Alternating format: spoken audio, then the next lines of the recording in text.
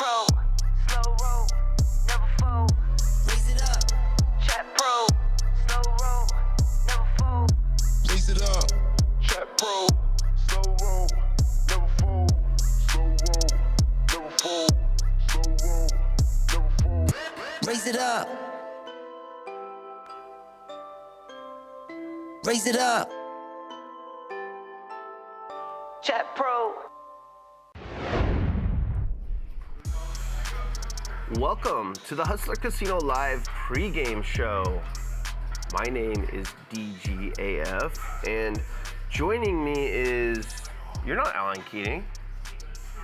Sadly, no. I thought Alan Keating was joining me today. I saw him here. Did he not join? So, this is Jay Boogie, Jeremy Levine.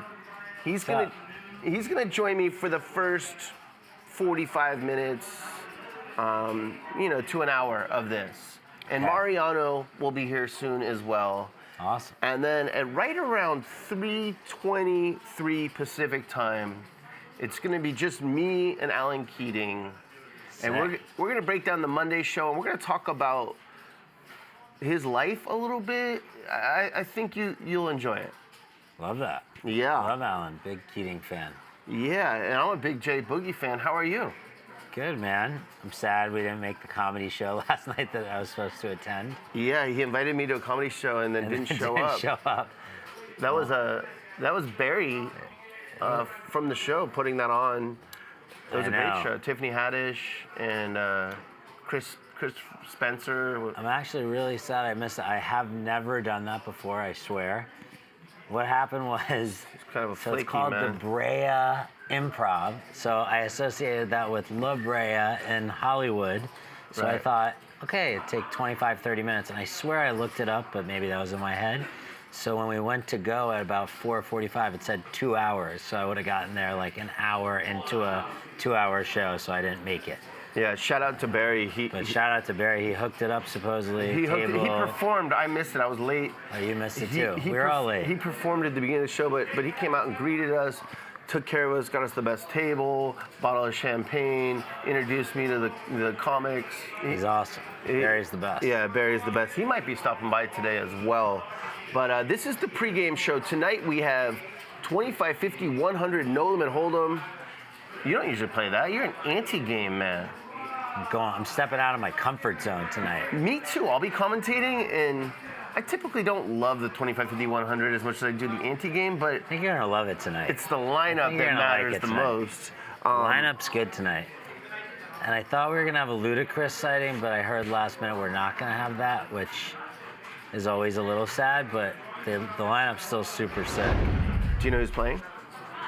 I do know for sure some people. I know I got everyone. Blank Check Ben is playing. How sick is that? Blank Check Ben on a Wednesday. It's beautiful.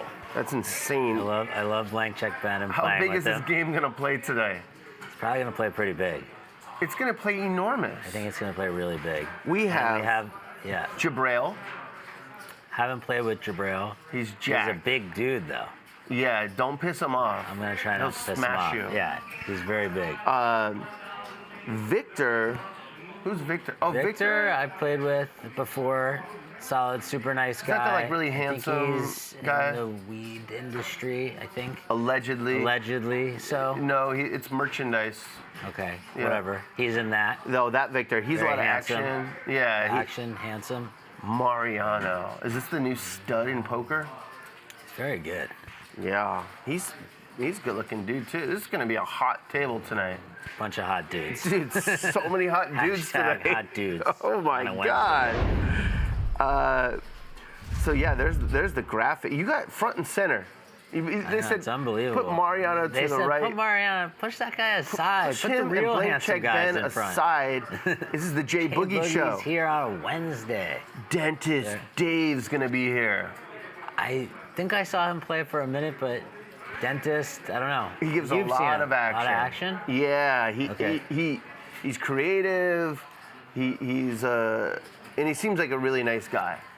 Love that. I make up stories about him being he was wearing an Arizona Cardinals hat. I said he was their team dentist and he was implicated in a scandal at the beginning of the year with DeAndre Hopkins That's actually not true. He's just a normal nice guy. Yeah. GT. Yeah. GT's fun. Is he gonna? He might cover.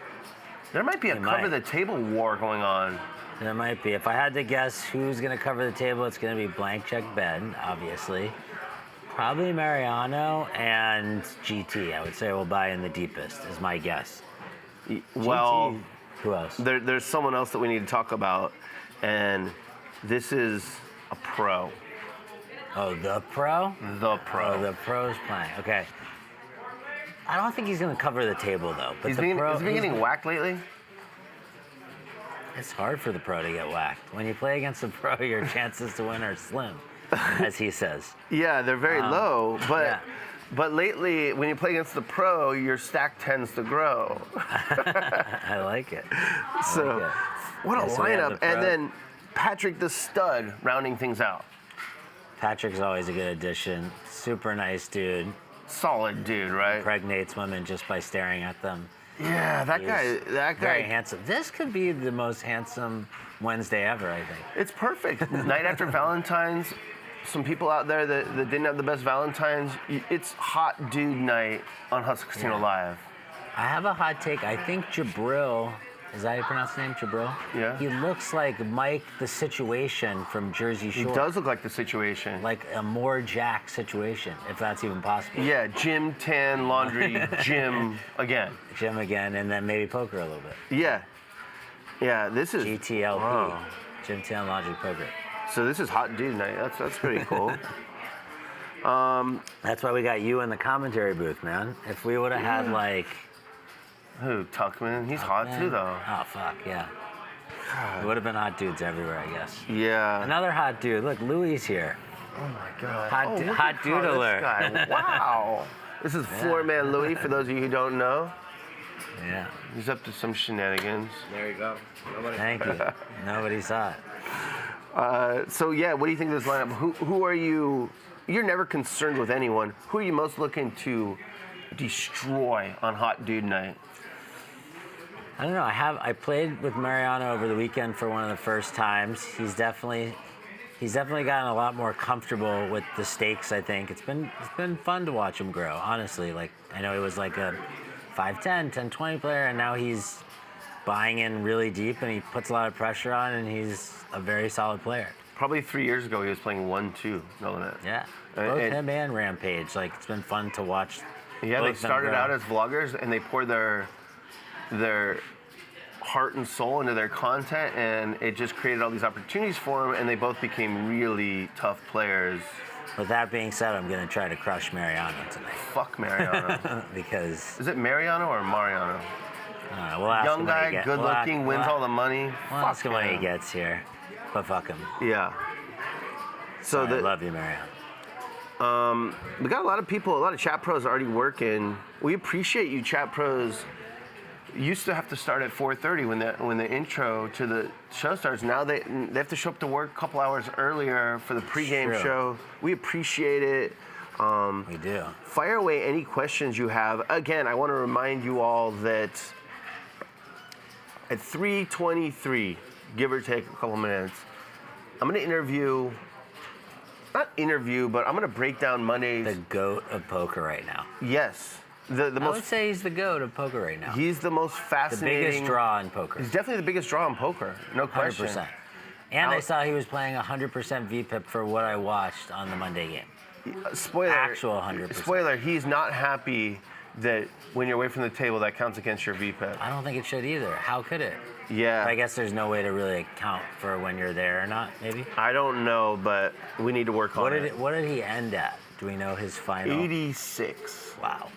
Or high 80s. And I saw that he was mid-80s. losing when I saw. Did he lose or book a win on that show? He lost $250,000. I hate to hear that, honestly. Yeah. But at least, what did Phil lose? Phil lost 100 and something. He said it was the most he's ever lost on a televised cash game. Yeah, and then he went on to lose more, I believe, the next day. That's what I heard. Yeah. Yeah. So. Thoughts and prayers. Maybe buying in deep isn't for Phil. I don't think it is. I do think I that. did see the infamous King 10 hand. The one where he calls river with king high, but thought he had ace 10, I think. I don't know. It's a big hand. Yeah. I do think it was a misstep, but well, I'll talk to Alan about it. Talk to him, sorry. Yeah, that's cool. So yeah, this is not clickbait. Chat pros, tell him this is not clickbait. This is Alan Keating. Pretty much Alan Keating, just probably like a couple 100 million poorer than him. How was it playing with Mr. Beast and Botez and them? I loved it. I loved it. No, Alan will be joining me soon. No, You know, Alan's the best. Yeah, like a half hour. So relax. He'll be here, and we're gonna get into that Monday game. But this is the pregame show for tonight, and for the first hour, we want to talk about the show tonight, the players. We want to answer any questions you might have. You got any questions for me, Neve?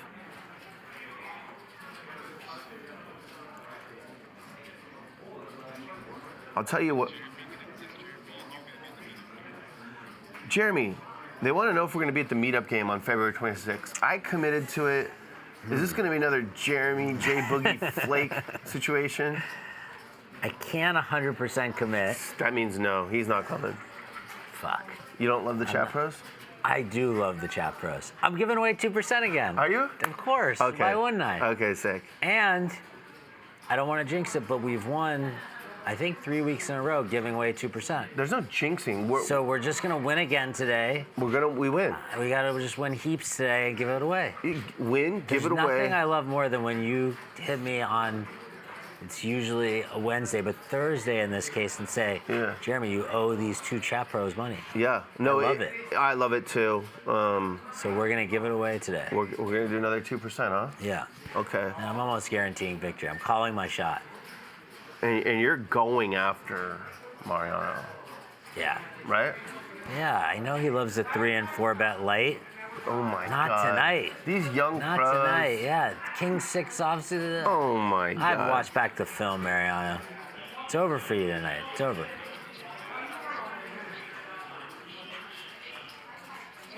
Someone wants to know how you adjust playing against pros like Mariano or recreational players. Their example was Francisco, but he's the pro. Let's say Patrick. Good question. I know you want to beat more of the pros, right? Yeah, it's just, I don't know a simple answer to say that. I'm not really sure. I mean, obviously Mariano, depending on where he is at the table, he's going to be very aggressive.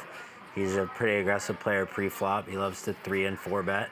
So I might have a different strategy against him than like a Patrick, who plays a little more probably traditionally with his hands. But Mariano's pretty creative, so yeah, just keep that in mind when playing against him. Okay. That's good. I think Can't give away all the secrets. I think like it's just tough to be a poker pro today. Very tough. People are starting to figure out that like someone who comes in and this is their job, well, they just have a pretty big edge over someone that plays once a week, even if they're talented. They just don't put in the work. Of course. And so it's tough to be a pro. And I've liked watching Mariano's the evolution of Mariano from he used to take way too long.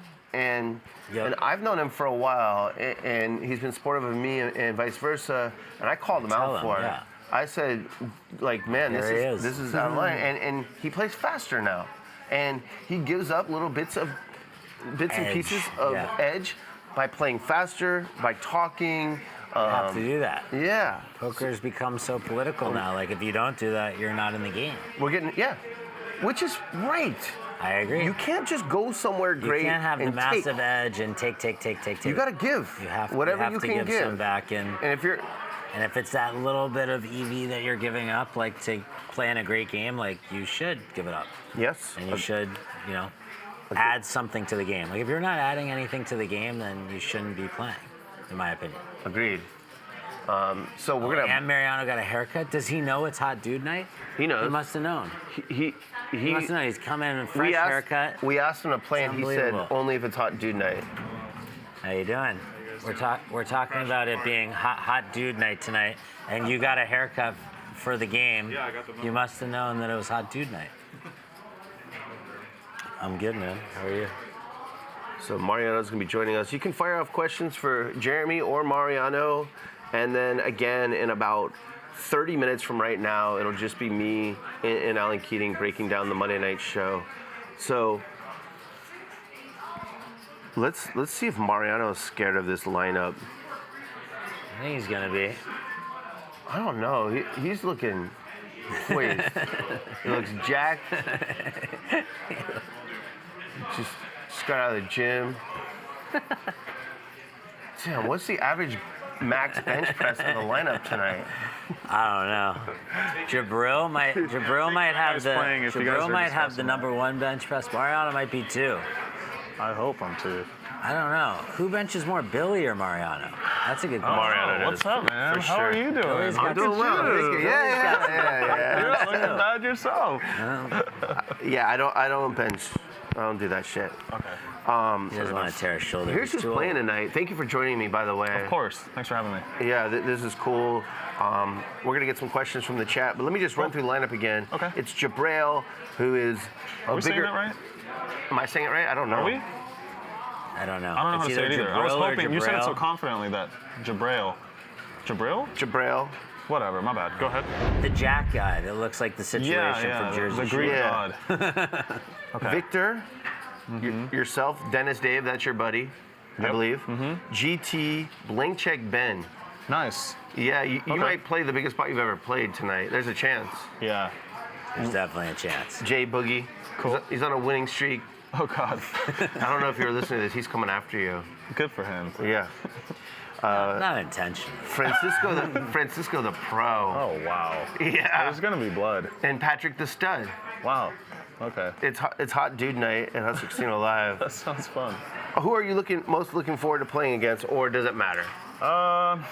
Shit, I don't know. I guess Ben, I haven't played with him before, so we'll see what that's like. I sense a rivalry developing already. Ben is honestly one of the most fun characters to play with, He just seems in general. hilarious. Like when he's losing, he's funny because he's Yeah. very hard on himself and complaining, and when he's winning, he could be irritated from like the smallest thing, but he's Dude, people with that demeanor, like the somewhat always angry, I Yeah. love it. I love it. he is like when he stacked Poker Bunny and he won the hand, but he was furious. Oh, I forgot He's about like, do it that. again, do it more, I forgot ankle me about more, that. and then he like won a humongous pot and like walked away. I know he likes for you to show your cards before you fold. So if you have a tough spot, and say you have like a pair, and you got some hot shot like this guy, like going all in, make sure before you fold, show Ben. He enjoys that. Show him, say, look what I'm folding, Ben. Oh yeah, he loves that. He does like it's really that. wrong, dude. If you get the chance, he really enjoys that. You've been playing a lot of the ante-game. What do you prefer more, 25, 50, 100, or the ante-game? Probably 25, 50, 100, but I don't really care too much, honestly. I'm just happy to play. Yeah. You've been playing a lot. Yes, thank God. It's fun. Wait, can we ask what is the biggest pot you've ever played, Mariano, to this point? The biggest pot I've ever played was against Charles. It was Nice. like, Off stream? yeah, it was, let's say, I don't know, 250K, something Crazy. like that. It's a Yeah, big one. that's more than double like the one below it. Did you win that pot or lose that? I pot? did, yeah. Nice. Yeah. So Sick. that's good. It's a crazy feeling when you play your biggest pot. I didn't even notice it until after the hand. It's like, wow. holy shit, that thing was huge. That's good. So do you think, I'll just ask, do the stakes like affect you at all? Like is this game small, medium, big Yeah. for what you're playing lately? Like how do you feel? I think today will be bigger, but I feel like anyone who says it doesn't affect them is just lying. If Right. you play big enough, it's gonna affect you. Wherever that threshold is, everyone's got it. Totally. No, Yeah. I kind of mean like, is this a limit that you're very comfortable with now, or are you still feeling like, wow, if I face a humongous river bet, that's a ton of money, or you don't think in those No, I still terms? do. I shit bricks every time I play here, pretty much. Okay. Yeah, but luckily Crazy. I've been running like super hot over here, so I haven't had a lot of nasty moments yet, but they're Good. coming. Yeah, you're still a pup. How nice was it when you had 4 4s the other day? That was pretty sweet. And Francisco just was bombing away. Yeah, that was like 18 just had air? different. Yeah. You just had air. No. Francisco Francisco had was a big trying hand. to like end your poker career. He was trying to own you so hard with 10s. It would have worked too. 'Cause You would have called with like 8s or something. I thought he was mostly bluffing. Oh, honestly. wow. Yeah. Well, you had 4 4s, so Yeah, so it didn't really matter. Hard to get someone off of 4-4. yeah. He. It did seem like he was bluffing because it was a spot where no one like bets the turn. Yeah. Well, that's why I never really raised in the hand until I made sure I had the best hand. Then I raised. Yeah, you can't. It's hard to lose with 4 4s. So that was smart. Yeah. Someone wants to know about a pot you played against Nick Airball. Didn't you play a big one against him that didn't go your way? Sure, tons of them. Which one? I think he had a set maybe, and you had kings. Is Oh that yeah, that was bad. That happened. correct? That was bad. Yeah, that was bad. Yeah, I had an overpair and he had a set. Yeah, Pretty much Hand it. kind of plays itself. it's hard to fold against that guy. If your last name's Definitely. Airball, it's gonna be hard to Is fold that, to. did he give himself that name though? No, I gave it to him. Oh, you did. They used to have him as Nick A. And Yeah. and one day I made him get the little jumpsuit that says Airball. Yeah. when I saw it, so That thing's great. he could be part of a hot dude night in the future. Yeah. Mariano, we got to give some of these. I'm sure there's other young folk in the chat.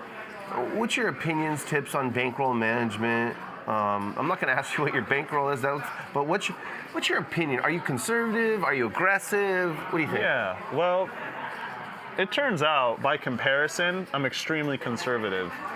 Although I think in normal people terms, I'm very aggressive, if that makes sense. It does. Like if you go ask a random person on the street, you know, hey, I have X amount of dollars and I play with this percentage of it every week. What do you think about that? They'd say you're crazy. Right, but if you ask me, I'd say if I have X amount of dollars, I'm playing with X amount of dollars. exactly.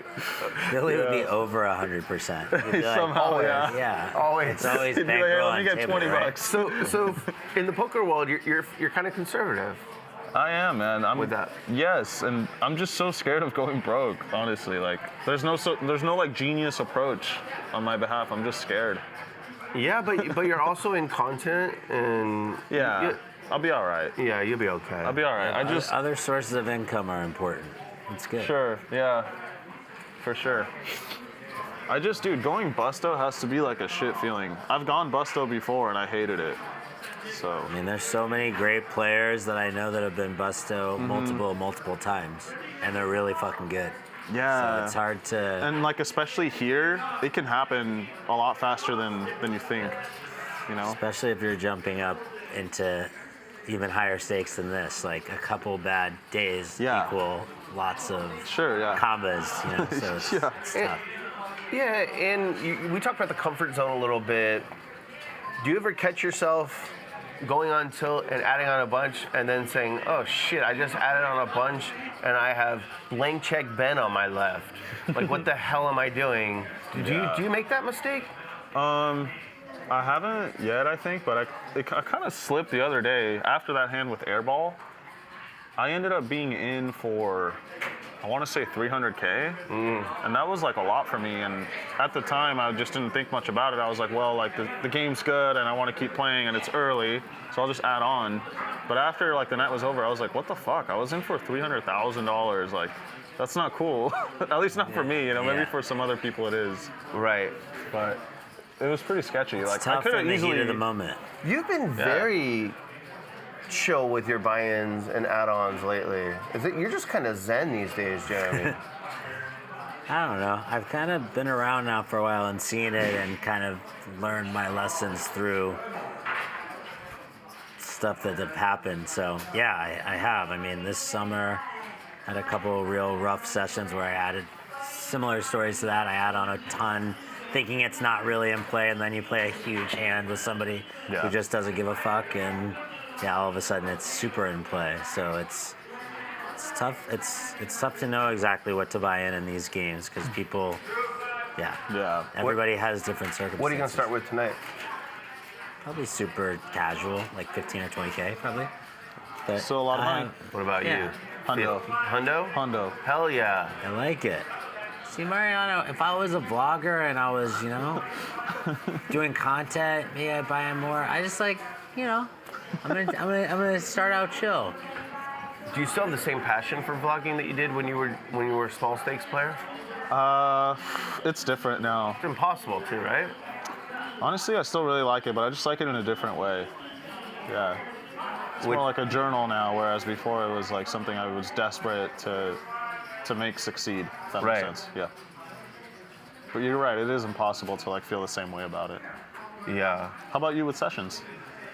No, I feel as strongly about it as I ever have. That's awesome. I only play poker once or twice a week, Yeah. and if I had my way, I probably wouldn't even play. I would just do content. Yeah. Really?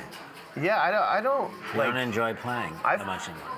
How many live hours do you have? This year? No, Or lifetime. I don't know. 3,000 maybe? 3,000. I have like 50. Jesus. 50,000. So probably like 50. How many weeks I'm not doing the math in my head. So it's like I used to play between 2,000 and 3,000 hours every year. Oh my God. Yeah. That's a lot. For What is that a week? I thought I was done with plus? poker in 2012. Yeah, that's like 40 to 40 to 60 50 hours a week. That's Yeah. what that is. So See, I have the opposite. I want to play more right. because I only play 1 to 2 times live a week, and if I'm playing more than that, it's online, which I fucking can't stand. Oh yeah. Do you like online poker? No, I don't touch it. Yeah. Do you find it tilting, or are you worried about cheaters, or what? Honestly, I just don't find it very fun, Right. so I don't do it.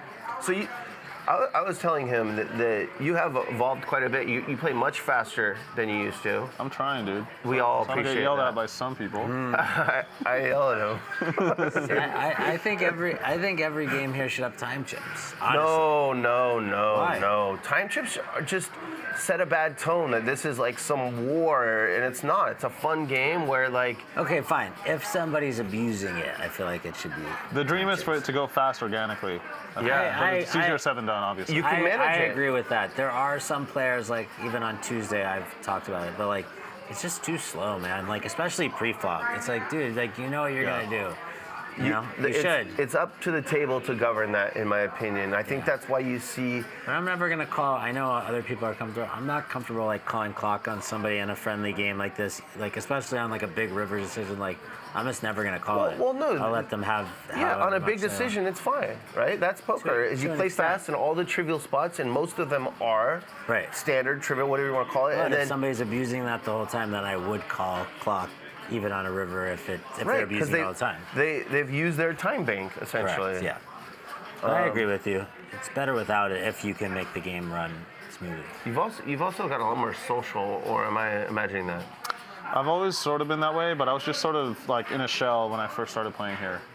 Yeah. You're getting very comfortable. Yeah, I think so. I'm trying, opening up socially helps a lot. Yeah. Yeah. And there's no, you're a tough player. So a lot of people, if you weren't social, would be like, why the hell would I want to play with that guy? Yeah, that's true too, I guess. Yeah. Are you becoming the face of Hustler Casino Live? I think there's a lot of faces to it, honestly. There's a lot of characters who I think warrant more attention than me, like Blank Check Ben or Airball or a bunch of guys, but I think I'm part of the cast at this point, which is cool. Tell the people about filming that intro. Oh my God, that I was saw something. it. It's very epic. That was something. It was and fun. the J Boogie walkaway is in the song. Yeah, You helped make that a couple happen, of I my think. lines made it in the I like song. that. Good. Yeah, that was interesting. It's hard when Raver Poker is begging you to commit and cooperate. I can't say no to that guy. He's telling me to dance. I'm like, I don't dance. Yeah. He's like, all right, just point. Or drink a Corona. You're good at that. Yeah, it was cool, I man. will say with the intro, the pregame, just the characters, everything, I'm not just saying this from here, it's definitely become the best stream to watch in poker. I don't think it's no doubt. particularly close. I don't even think it's really close, honestly. I do enjoy Poker Go. I watch it, and I know Ryan and them have a good relationship, but I just love how you see everything here. Like you see the interactions, you see all the hands. You're not just like picking highlights through. You see the good times, the bad times when people are at rebuy corner. You know. You get zoomed in on after you get whacked. Yeah, of course. Like I can feel it. Billy feels the doom zoom coming, and then oh man, I can feel it. I just like it's so mad. I just like fuck you. Like they follow you to your meal when you eat, to the bathroom. Oh they follow you everywhere. I mean, that's what makes the show great. Also, I really enjoy the family vibe of it. Like, you guys aren't getting paid to come here early. Just come here early and give the fans a little insight into your lives and what you're thinking about heading into this session, this 25, 50, 100 game. And on that note of giving back, in just about 15 minutes, I'm going to go through the Monday game with Alan Keating and get his thoughts. Yeah, I just met the guy for the first time. Oh, really? Yeah, I'm a fan. For sure. Yeah. Is he playing the Thursday game?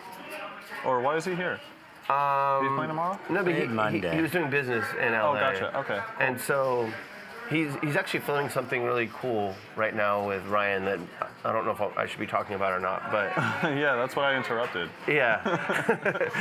So, but I'm going to. He's going to give us about an hour or a little more of his time, and people are going to get to know him better, and he's going to talk about some fun spots from Monday night, and it's cool when you guys do it. Yeah, this is the best stream. I don't think, it's not close. I don't watch Poker Go, so I don't know, but. Well, you got to pay to watch that. Yeah. You do have to That's pay a key too. point right there. Yeah. That's true. This one's free. Every show, including pregame shows, all this stuff is available on the channel for free, forever, I love hopefully. Some things I wish were not still available. Say it again? There are some hands that I wish were not still available to watch, even though they're still up, like of mine. Jeremy, I was talking to Neve. Oh, well, fuck you then. I feel you on that, man. I got you. Me too. It kind of sucks. Like, sometimes I play hands, I'm like, oh, I wish these were gone forever. I sometimes rewatch them just for the pain. Like, I watched the other day the hand where I paid Chris off, like, in the biggest anti-game pot ever. I think it was like 160. On your birthday? Pot. Yeah. You did that? I watched it back, like, purposely, knowing every single thing that was going to happen. Just for the pain of it one more time. Okay, That's how this terribly is I a played it. really good question from Riley Karp. Can you ask these guys how you get in the right mindset before a session? Let's start with you.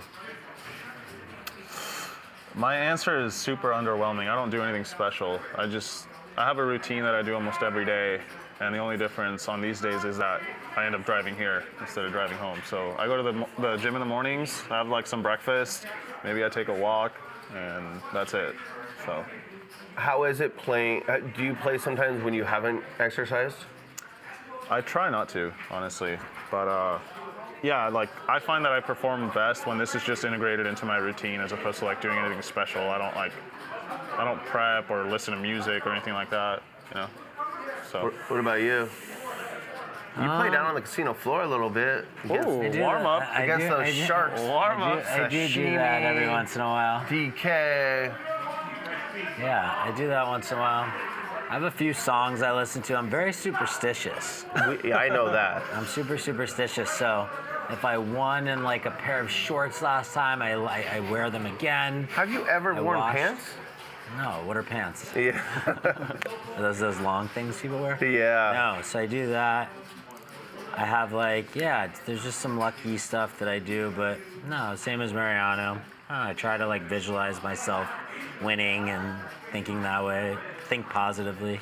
Someone wants to know if you guys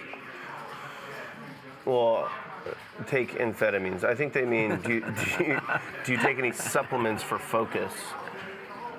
Hell no, I don't. No? No. No. You sure? You sure you guys aren't smoking? Nothing I could say here. Smoking meth in the parking lot? I'll tell you after. Well, that, obviously. But besides that, no. Neve, I didn't hear your last question because Jeremy.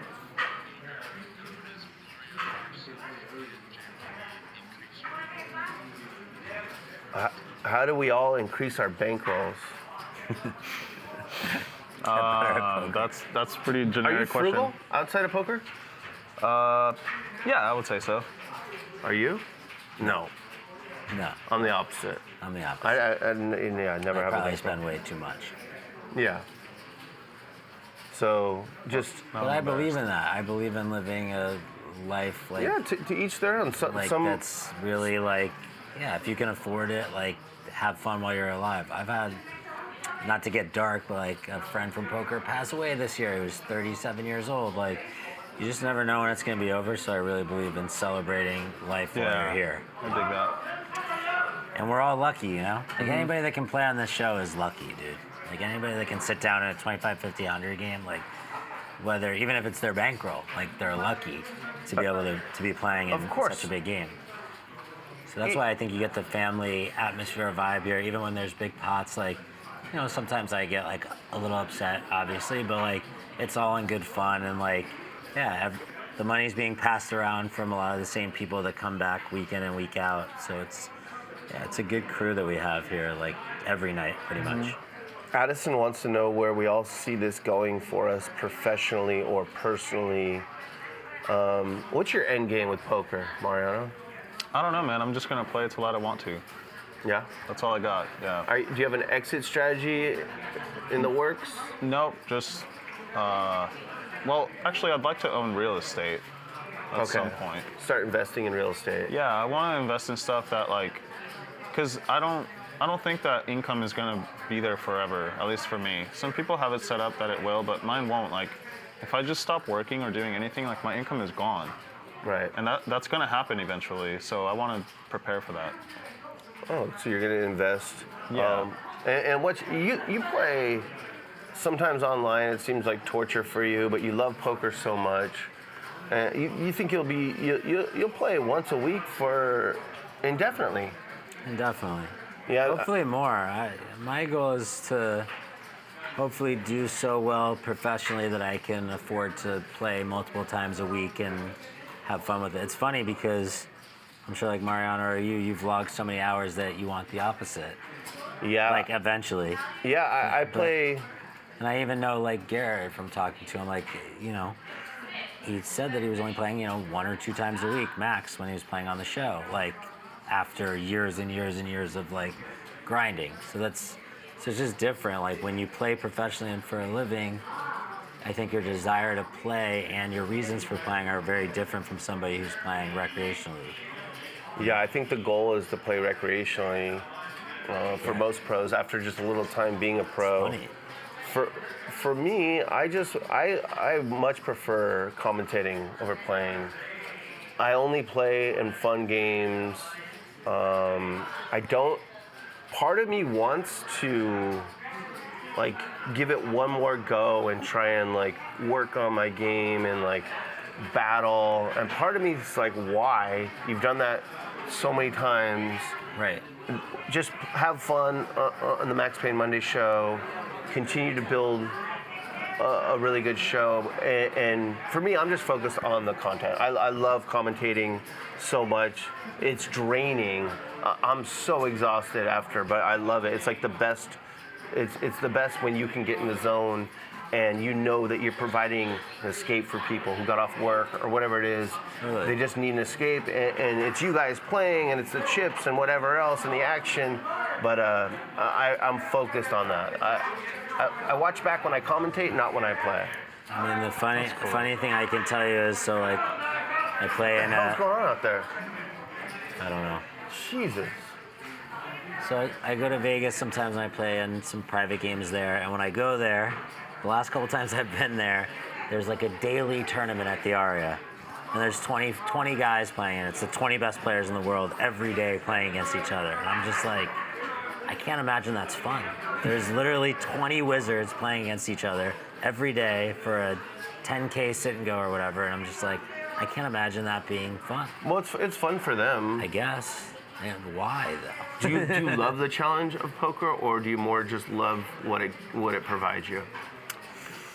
I would say both. Yeah. I love the challenge, but what I'm saying is, if a Mariano or somebody can get in good games, and he seems like he's able to and has a great personality, he's able to get in good games, why would you then want to go grind against the very best at all times. It just doesn't make sense. It's competitive nature, I guess. I But guess. you're right, it's not for everyone. You know what I mean? But that's what I had to learn even. Like, I like it too. Right. I liked it when Ryan would say, "Oh, well, Garrett and Andy are playing today." I'd say, "Cool, like I want to play," Well, because I would want to challenge if myself. you're talking about a full ring game, the biggest issue with playing against a bunch of crushers is you just can't play many hands. yeah, So it's just not as fun from a participation level. right. But so you like battling. I used to like it more, honestly. I'm slowly like getting away from that. Will you stay after and like battle Nick Airball heads up, or is that sound appealing, or would you rather stay after and play heads up against someone where you can win more money? Yeah, I would say like if I like my side, then that's preferred as to like compared to playing against some pro heads up forever Yeah. and like trying to win half a big blind every 10 minutes or some shit. Right. There's a lot of variance in this game, and Yeah. I think people come to that. Well, they accept it at some point, and there's no point in playing it in like a bad game if you can find a good one. Sure. Agreed. Speaking of that, when are you gonna jump into one of these games? I'm not rolled for these games. I messed up and played too big last week. Way too big. What'd you play? What? What'd you play? Here? 100, 200. Oh, okay. And I got whacked. Fuck. And Not here. here after late night. After, got it. Oh, okay. But so I'm still making a comeback in life in all ways, and my monthly nut is still insane. So I don't know. I think I need to be smart and just keep going on the path I'm going. I'm playing on the Monday show, and then on Wednesdays down on the floor, and then once I get better financially, maybe I'll come. I'll go to the gym too, and I'll come in here and I'll work on some shit. And like, part of me thinks that sounds fun, but most of me thinks, nah, like fuck it. I don't know. I like it. I want you to. We've never played like on stream. Dude, I would love I've Billy. only ever played against this guy once, and it was 1-2 no limit. Against Billy. Yeah. And he was probably blasting off. I don't even remember. It was a meetup game. Yeah. It was a meetup game for me, not for him. Now he's the big star. Yeah. Well, you're the big star. Come on. We got a few minutes left. Tell the people about this meetup on February 26th. Yeah, so I don't have like a ton of details about it or anything, but it sounds like everyone from Hustler Casino Live is going to make their way down here and play 1-3 and 2-5 for what, 5 hours? Something like that? 6 hours? Something like that. It's going to be. We want to fill the entire Hustler Casino. So if you shit. can, well, I think there's 150 people on the list already. Okay, cool. I think we need 320, and a lot will come in at the end. But I'm going to be playing. This guy won't commit. What do you think about I just that? said I'm not sure yet. That's He's not considering committing. that a non-committal. Yeah, that's the I definition. I understand.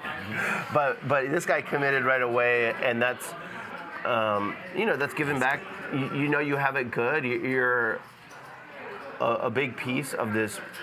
You're on this rocket ship called Hustler Casino Live, and I love that you're giving back by doing this meetup and Yeah. come play with him. Are you gonna play well or no? Do you know how to play bad? I'm not going to play well that day. Okay. Yeah. Which I wish you'd let me prove to you one of these Mondays. Oh, There's hell no no. faith. There's no faith. Hell no. This guy just thinks I'm going to come. Do you even drink? I'll drink for you, man. Maybe. He'll drink. He'll do everything. Max Fan Monday, here we come. I want to play one Dude, Max I want Fan to Monday fire too. off min buys, and he won't let me. I will do that one time too. Well, if you, So there's a lot of demand for all the shows, but for Monday, it's insane. The next Yeah. 5 Mondays have more than 9 people on the list already. Yeah.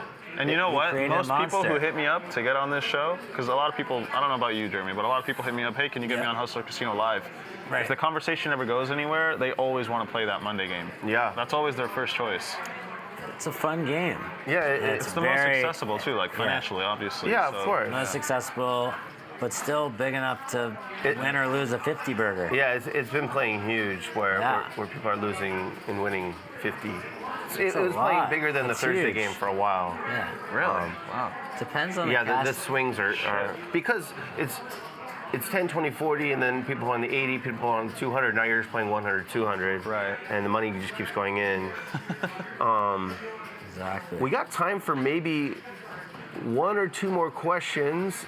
Again, tonight, the countdown starts at 4:30 as it always does. We have 25, 50, 100 with these gentlemen and Jabril, Victor, Dentist Dave, GT, Blank Check, Ben, Francisco the Pro, and Patrick the Stud.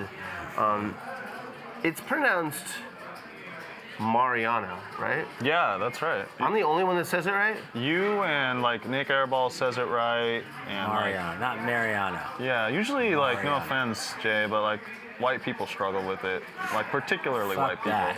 Mariano. Okay. There it is, yeah. I'm not gonna get- Mariano. Yeah, Mariano. exactly. Hey, Mariano. All right. Yeah. Brian Feldman just can't get it right, He but can't that's get it okay. right. Well, he's a gringo in every sense He's an of the absolute word. gringo, yeah. All right, last thing. People want everyone's thoughts on Keating's VPIP up to around 90%. Did you see that? He's playing huge. That's it. And for 6 hours, VPIP in 90%. Thoughts? Animal. Yeah. Biggest draw in poker. Most fun player to watch. He seems Hands great. down. I don't know that anyone. not even close. I don't know that anyone's doing more for poker than that guy. I mean, our show does a lot, but that guy Show does a lot, but he brings the he's- views, the new views. Yeah, he's got great personality. He plays a super fun action style, and he's okay swinging fucking 500,000 plus or minus, and doesn't care about anything else. Yeah. Like just a good guy to have in the game. You know what I'll do? For the next hour You plus, wanna interview him? I'm gonna sit down with this man, and we are going to talk about his VPIP. We're gonna talk about that Monday show. Talk about the time he played with Mr. Beast. Talk about future plans. Sound like a good idea? Love it. All right. Well, thank you guys for Thank joining you. me. Good luck to man. both of you. Thanks. Are you And, coming good too? Good luck, coming today. Mariano. Okay, cool. Thanks, man. You too. Not Mariano. Yeah, whatever. All right. Are we good?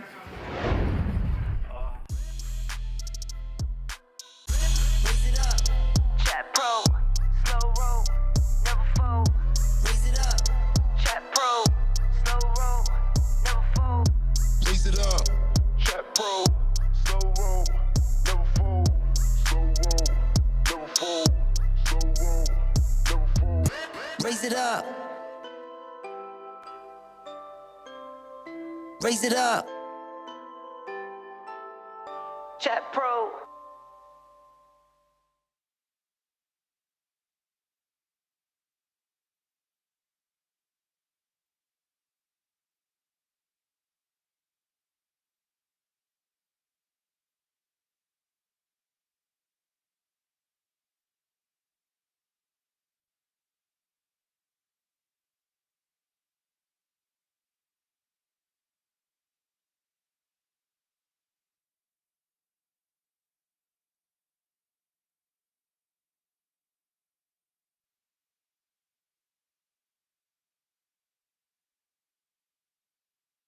Raise it up. Chat pro. Slow roll. Never fold. Raise it up. Chat pro. Slow roll. Never fold. Raise it up. Chat pro. Slow roll. Never fold. Slow roll. Never fold. Slow roll. Never fold. Raise it up.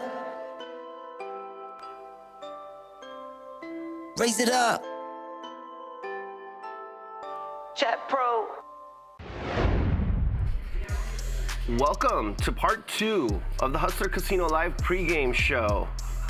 I'm going to break down Monday night's epic game with the star of the game, very special guest, Alan Keating. How you doing, Alan? Very good, man. Happy to see you. Yeah, thanks for joining me. We go way back. I remember playing with you at the Venetian in maybe early 2000s. And I remember you stacking me, and you gave me a needle on the way out. And then, yeah, but I appreciate you joining me. Let's, we're gonna roll the intro in a bit, where you start to interview Hellmuth, and then you go on to interview every player that's Yeah. playing. I really like that touch. Did you organize the game? It sounded like Stanley did, but you were kind of the host. We're just all friends, so we're a group chat and try to coordinate dates and see when it works. So it's really, a committee approach. How often do you guys play together? Pretty often. I don't like to get into like private life stuff. Yeah. What we do here is for here, but like what I do away from here, I don't really get into. Okay, but it was clear that you guys all were friends, as you said. Yeah. And we're gonna roll you talking to Hellmuth in a bit. I really liked that he was playing for charity. And spoiler, he crushes. Yeah. I thought that was very cool. He did the Bill Klein, whatever I win or lose, I'm giving to charity. Just really cool. I believe another David Freeberg, also from the All In podcast, was giving to charity as well. I really like that touch. I believe in people that have done well in life, giving back in ways they can. One thing that won't be covered because we don't have time for it is when you interview JR, you talk about doing a 10K thrower. What's a 10K thrower? We're just like improvising on how to get the game going up to the speed that like we want to play at. Usually it involves me like sacrificing myself and my money right. to try to like, take a 20-80 to stack someone and tilt them and get the game really moving. And I prefer it be like a 40-60, but so yeah, you want to get the game out of the muck on hand number one. Yeah, I mean, if we're not gambling, I don't want to be there. What's the point? Yeah, I like to get it off moving. Yeah, I'm the same way. I don't like grindy poker games. We've just both been in the game too long.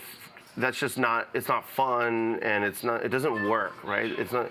Well, I mean, I don't want to take anything from anyone. Like, there's a lot of people that enjoy the game in a very strategic way, and they want to play, the best poker they can and enjoy like leveling up. And I don't want to take anything from that. It's just not me. Yeah, I don't know that those people are allowed to level up like they used to be. I think they get shut out of games. Is that your experience too? As someone that wants to play their best and is very good, could they join you guys? I mean, you gotta understand these are like friendship circles. Like, right. What is someone gonna email and say, hey, like, right. I want to come to your house? It's or like, it's not necessarily gonna work. I can't really speak to, what you asked though. Okay. Yeah. I mean, at least at lower levels, even out on the casino floor, if someone's taking it too seriously, they just get kind of unofficially barred from the game because it's not in the spirit of what everyone else is doing, trying to have fun. Yeah, people are trying to win money, but it's got to be fun for everyone. Ryan, do you want to roll the introduction? We did it differently. Instead of going around the table and having the commentator talk about everyone, as mentioned, Alan did interview each player, and we'll get into his interview with Hellmuth, and then we'll cut it. Hello, everyone. Welcome to Hustler Casino Live on a Monday, and we've got a very special Monday show. It is not Max Payne Monday, but we've got Phil Hellmuth, and we have Alan Keating, and we've got the guys, or half the lineup from the All In podcast. Hellmuth, Polly Hapatia, David Freeberg, we got JR, we got Stanley Tang as well, and we got the other Stanley too. We're going to be playing some 100, 200, 200 ante no limit hold'em, and I have come in here from the East Coast to do this game. I am a huge fan of the All In podcast. As you can see, Alan Keating getting ready to get mic'd up in the background. Little bit of new intro music, new intro sequence, getting us all revved up for the week. Let it be. Let it be. Hanging out with a bunch and of we are going to go over to Alan Keating here in a second. He's going to start us off. Here we go. Welcome to Hustler Casino Live. Access your emotion. I'm Alan Keating. You may remember me from a few shows, but we're playing with a lot of friends today, and to do things a little bit different, I'm gonna ask them to come up and ask them a few questions before we get started. So I'll grab Hellmuth. Hellmuth, can I interview you for a moment? What's up, brother? How you doing? Oh, This no. guy. Oh no. This guy. Are we live? Yeah, we on are. the interwebs? Yeah, This we are. guy. You're doing something really special today, so I got to make sure people know that. What are you I am playing on behalf of a charity. It's called Beast Philanthropy. They run a really large food pantry in America. So when folks need help, these guys provide it. So whatever I win tonight, I'm donating to Beast Philanthropy, or whatever I lose, I will take that same amount and donate it. So we want a big swing, a big outcome. I have to go, at least 1 or 2 sigma, left tail, right tail. It's going to be one of the two. Perfect. And I noticed you're seated on my left. Which is the perfect place to be. Basically, you, sir, are a horrible player. You're unbelievably wild. Alan ran me over 2 weeks ago. He slow played aces, which makes absolutely no sense to me. After raising every hand, raises 7 deuce, raises 6-5, raises 10-4, offsuit. Slow plays the aces, flops queen 7-3. I'm betting, he's calling. I'm betting, he's calling. Turn is a 10, I bet he calls. River is the ace. Yeah. I open shove all in thinking, oh, this is my perfect gin card where Alan may have hit something. And he goes, I snap call, shows me aces. So I'm still smarting over that. I mean, it is kind of smart to let me try to hit a pair or act like I do versus trying to re-raise me before then. I agree. Yeah. But you're incredibly fun to play with. And you're a great teammate. And it's been a blast to play with you in the home game. Thank you. Yeah, absolutely. There. Schmuck just said how much he cares for you as a person and that you're a blast to play with. He starts out by saying you're a horrible player, but then he goes into some hand where you trapped him with aces. Yeah. He never said what he had. He had a set. Oh, he had a set. Yeah. Okay, so you rivered a higher set, and he open jammed. Okay. And if you want to go back and watch the Monday night show, it's available on our channel for free, just like every other show we've ever done. How many times have you played on Hustle Casino Live? Do you know? 5 or 6. 5 or 6. I assume. Yeah. You had that epic super high stakes week, and then you've done a few super high stakes games. Yeah, that 15-hour one was my favorite because I like that last 3-4 hours of just delirious brawling. Yeah, yeah. That's what I'm most interested in. You and Mickey had some epic battles, just like neither of you has anything. That was just pure entertainment. Oh man, when he re-raised me with King Queen and I had King Jack, he just made this massive pot of just, I think it was King High at the time. Yeah. Oh, he had me spinning for sure. Yeah, that was a classic. As was this most recent game. A lot of people watched. I think close to 20,000 people were watching, and they tune in for you. You approach the game differently than most. And do you want to talk about any of these people? It seemed like a very fair fight. Like whoever ran the best was going to win. Is that about right? Yeah, I mean, everyone has their own styles, and like when they clash with people of other styles, you can kind of guess what's going to happen. Like, I'm pretty sure everyone watching can guess that someone who plays 100% of hands is going to lose. Yeah, yeah. On an extreme end, right? But yeah, everyone had a shot for sure. Yeah, it is tough to win when you're playing every single hand against some pretty tough players, but the chat loves you for it, man, and it's fun to watch. Let's talk about Phil Hellmuth buying in for $300,000. Yeah. That's not the norm for him. He likes to buy in very short, trying to mirror a tournament. Yep. Where you're always short stacked, and he's very, very, very. He's world class at tournaments, and so he's world class at short stack, no limit hold'em. Yep. Why is he buying him for $300K? I think he explained that he's just. Was short in another game, then he made a public announcement, and Phil's gonna follow through on the things he says, so that's what he did. Yeah, I felt like that took him from a big favorite in the game to just maybe a small favorite, because he's clearly not comfortable playing super deep. Very few people are, and we saw that.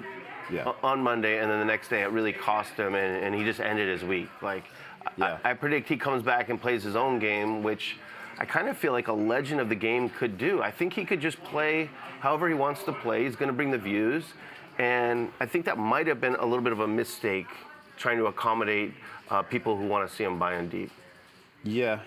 I think he prioritizes his integrity relative to what you said more than his own outcome in that by making that decision. Right. But, as his friends, everyone at the table would have been fine with him buying in for 20. But if you say he goes from like a huge favorite to a small favorite, like personally, I don't want anyone to be a huge favorite. Right. So if he's moved back to a small favorite, then I think that's good for everyone too. Yeah, I agree. I think it was good for the game, and it made it very fair all around. So we talked a little about this 10K thrower. You're trying to get the game out of the muck. Were you under the assumption that JR was going to do it as well, and it was just going to be you two, and the rest of the table wouldn't know about it? We didn't plan anything. It was right. It's like, go back in time. We should have got everyone together to like do something, a flip or something creative. Instead, we like put both of ourselves in an awkward situation because we're both like, looking out for each other. Like it played out just kind of awkward, but it ended up not being much of a big deal. Yeah, you won the pot. He flopped absolutely nothing. You actually flopped pretty well. I think you had Jack 4 of clubs. Yeah. And you flopped a flush draw and turned a combo maybe. Yep. So that's one way to get the game out of the muck. You do sacrifice a lot of EV for the sake of the game. Yeah. Right there, making 10K with Jack 4, playing as many hands as possible. How long have you been doing that? A long time. I mean, I don't know when to start, but I've always, my motivations are probably a bit different than most people. Like, I like putting people into spots that maybe they're not enjoying. Right. And test them a little bit, or, I'm out of my own self, I'm getting, the gamble and the fun out of it. Like, I'm enjoying each hand. I'm in each hand. Yes. Right? Like, so, I get my own benefit out of that side too. Okay. So when I looked at this, I didn't have time to watch the whole show, but I looked at this. We have timestamps for every show, and we code them by pot size. And I just wanted to go through the 200K plus pots and break some down. I didn't know you were going to be joining me, so this is going to be a really nice bonus to have you here. We're going to roll the first hand. It involves you putting a lot of money in with 10-3 offsuit, which is pretty awesome, and JR running hot, and Stanley being in a weird spot. So if you want to watch this hand after the fact, it's at 303.26. We're going to roll it soon, but let me just introduce the hand. You guys are just playing 100, 200, no ante, no straddle. With this group, you don't even need that stuff, do you? No, the ante's a nuisance, really. I think an ante is necessary in grindy games. Yeah. But when everyone's giving action, it's not necessary. I agree with you on that. And straddle is another thing we do to get games out of the muck. But if everyone's here to gamble and go after each other, I thought it was pretty cool how big the pots were, despite it just being a 100, 200 game. Yeah, and when it comes to those straddles, like, one thing I'm conscious of is I don't want to be pushing too hard on people that are uncomfortable, like put them in a spot. That's why, like, I'll straddle a lot, but I won't, necessarily force a round of straddles unless, like, I think the game would benefit from getting some gambling going, But it's an important distinction. Yeah, agreed. So in this one, it's 100, 200. JR opens to 800. I didn't watch. Was he opening to 4x or? I don't know. I just saw a friend I really care about, and I was just like, it'd be a fun time to mess with him, right? Yeah. So he opens early position with 9-8 of spades. Stanley Tang, who's a pretty tough player nowadays, calls, and you go to 6,000 with 10-3 offsuit. Yeah. Pretty standard. It's in the books. It's in the books. Okay. And this is your, like you just said, you look across, you see a couple buddies like, Yeah, this would be fun. Let's try. they got a lot in front of them. Let's battle. And they both call. And the flop comes out, and we'll roll this soon. There's 18,000 and change in there. The flop comes out 7-7-6 with 2 spades. JR checks, Stanley checks. Everyone's going to check to the guy who made it a bunch pre-flop, 6,000 pre-flop. And you bet 15K here. JR has a huge combo draw. He calls, and Ryan, roll it, and then I want to talk about what Stanley does. And we've got 2 of the 4 hosts here from the All In podcast, David Freeberg and Shamath Palihapitiya. And we got other guys that play in their home game in the Bay Area. Phil Hellmuth, Stanley Tang, Alan Keating. Stanley Tang and Alan Keating are definitely getting mixed up here. Well, this adds a little flavor here. JR's going to call, and Stanley Tang is also going to call. So 3-bet from Keating with 10-3 off. Wow, what a flop here for JR. 9-8 of spades. 7-7-6. Stanley Tang with the overpair. Keating is just going to bet with air. Let's see how JR is going to play this one. Straight flush draw. I have cash in my Everything's locked up, yeah. Just give me 100, right? Yeah, we got it. Stanley, give me 100. Call and a fold there by Stanley. Okay, so we just ran it to you betting 15 into 18. Yeah. And JR calls, and Stanley folds 9s, and Bart Hansen, the great commentator, sounds a little bit surprised by that, him folding the overpair there. When he folds that overpair there, that tells me he really thinks JR has a big pair. He probably doesn't, he probably knows you can have a bunch of stuff. Yeah, yeah. But did you also think that he had a big pair? It kind of felt like you did watching it. I thought Stanley had some trash. I didn't think he had 9s. I'm shocked he would fold that. Stanley played like 9 steps above the rim. Blown away by the stuff he did to Phil with aces, for example. I mean, JR, I thought when he called the flop, he probably had like a flush draw or a pair higher than the board, like 8s or 9s or something. Right. Yeah. Oh, okay. So Stanley was under the impression that I think that JR had a big pair, like bigger than 9s, 10s, jacks, queens. And it's interesting because you bet it, and you're obviously hoping they both fold now, or that they will fold. You don't have much of a draw with 10-3 on 7-7-6. The turn is a 5, and Ryan, let's run this. What happens? And there is the straight. JR here with the nut straight on the turn and the flush draw. Keating drawing dead, but he's going to keep firing. 50,000. I mean, at this point, obviously, if you can see the cards, if you're JR, you just let Keating bluff off, but the pot's getting huge, and you're always going to have about 100, maybe 90,000 after the call. Okay, so JR turns a straight. A great card. A spade, maybe you're shutting down potentially. 5 kind of, who knows, right? But a 5, maybe. 5 is much easier to barrel on because you also pick up a gut shot. Yeah. And so he checks, you bet 50,000, and he has about 140 left. And this is a tough spot. I mean, it's not tough. You know you have a monster. It's a tough whether you should go all in or just call in his spot.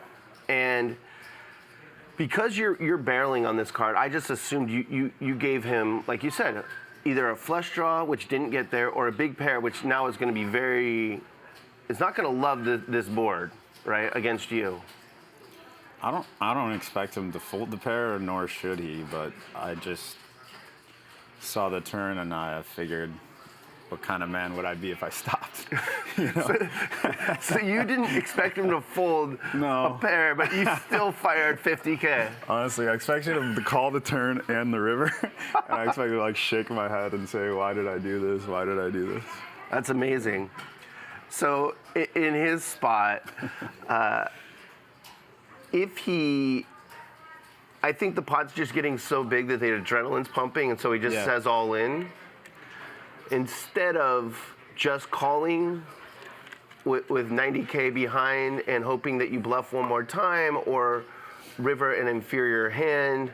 But then again, there's so much out there he wants to protect against in case you have a bigger flush draw or if you have a big pair. Yeah, I never would have folded a big pair, so. Right.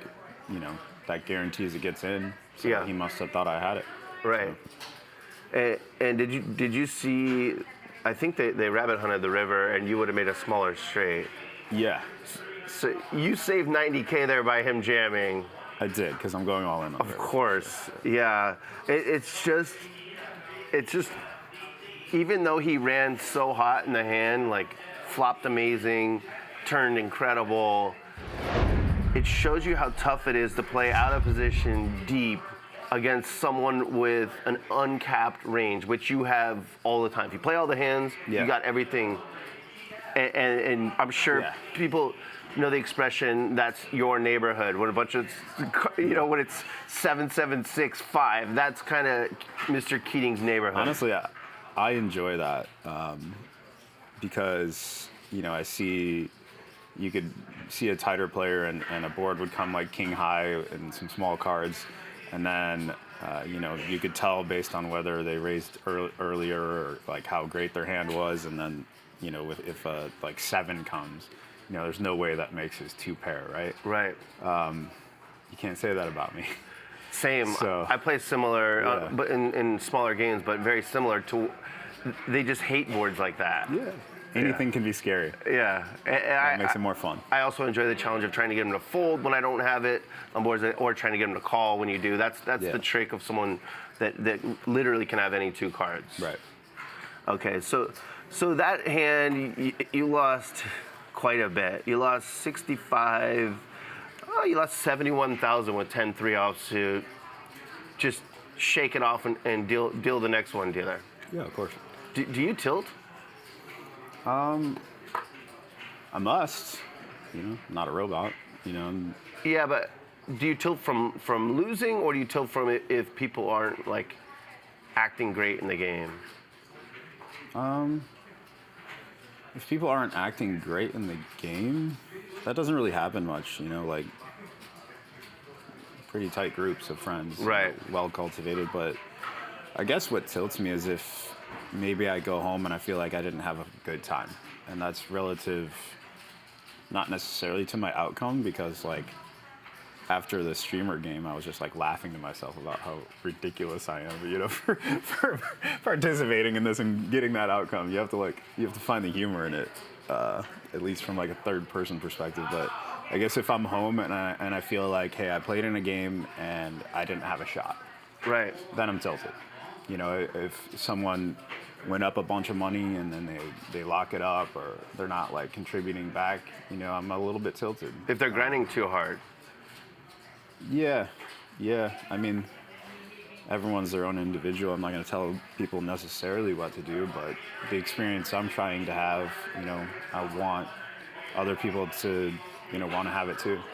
Yeah, I mean, it seems like you're happy to take the worst of it pre-flop, and you just want people, if they're up a bunch, to keep gambling and give you a shot at it, and that seems beyond fair. You mentioned the streamer game with Mr. Beast, Ludwig, Botez, Ninja, and others. You did a lot for poker that night. I I know you lost over $1 million, and you can go back and watch that one too. It's an incredible game. But you say you weren't tilted at all because it was just such an amazing experience. There was no one sniping in that lineup.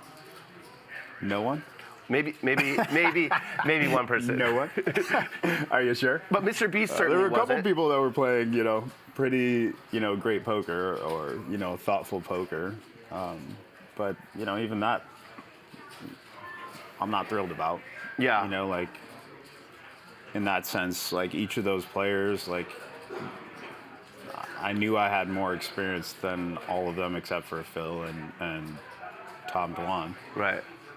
And I just felt like it wasn't right to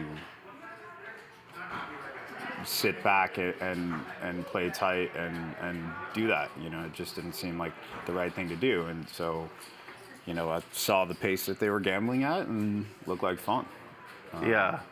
You and Mr. Beast were really going at it with flips. He and I should not, we got to stop being friends. No, I think the opposite. Influence on each other. It's very dangerous. We're going to be, yeah. I think the opposite. I mean, from the viewer's perspective, it was just incredible. And Botez had the night of her life. Yeah, I was thrilled about that. That was fun to even be around. She wins a big pot. She's like, oh my gosh, she's realizing what it means. And, I think that was a treat for all of us to just be there for that for her, Yeah, I mean, that was big, not only for Hustler Casino Live, but for poker, getting other industries involved, and streaming is just so incredibly popular.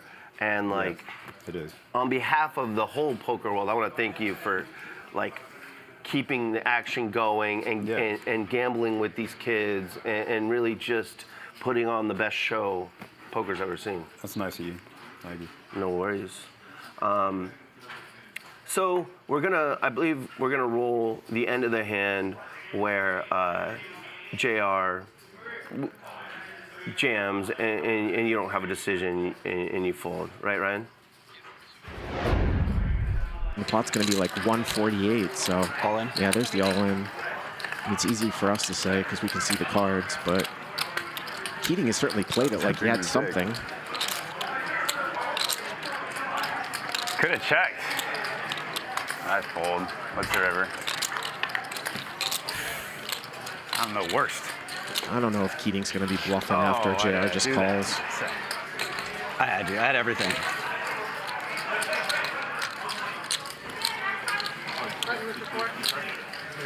Yeah. Chair, can I have that all? Lucky. All right, everyone, thank you so much. Looks like we're going to get a dealer change here. Wow.